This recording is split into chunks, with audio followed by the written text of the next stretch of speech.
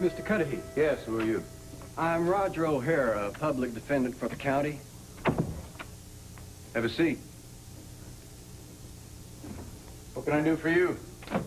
I've been assigned to defend Gil Barrett since he doesn't have funds to hire a lawyer.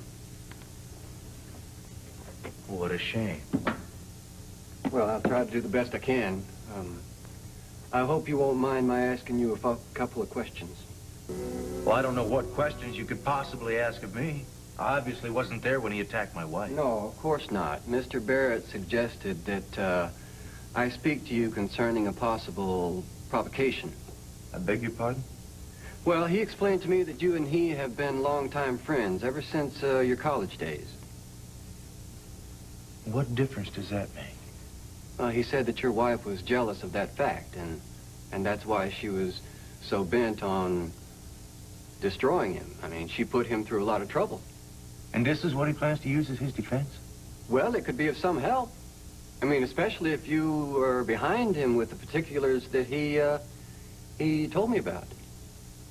What particulars might those be?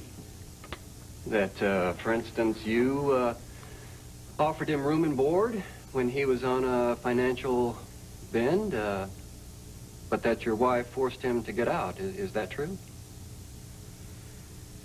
It's true that my wife had all that she could take of Gil Barrett. Now, see, if you could corroborate his story that she was unnecessarily cruel. Unnecessarily cruel? Let me understand something. If you can prove this, you can get him off the hook? No, not entirely. Now, look, the attack is very difficult to defend. All I'm trying to do is mitigate his punishment. Well, let me tell you something. You got a tough job ahead of you.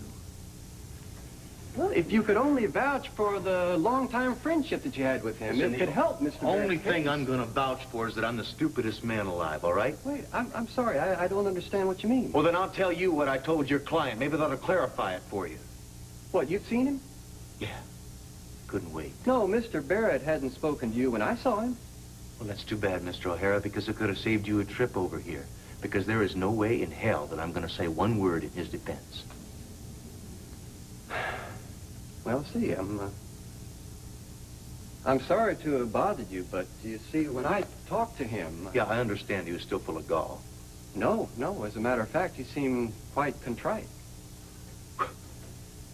You're telling me that he's sorry for trying not once, but twice to rape my wife? Look, Mr. Cudahy, my job is to defend him for this particular attack. Listen, I don't care what your job is.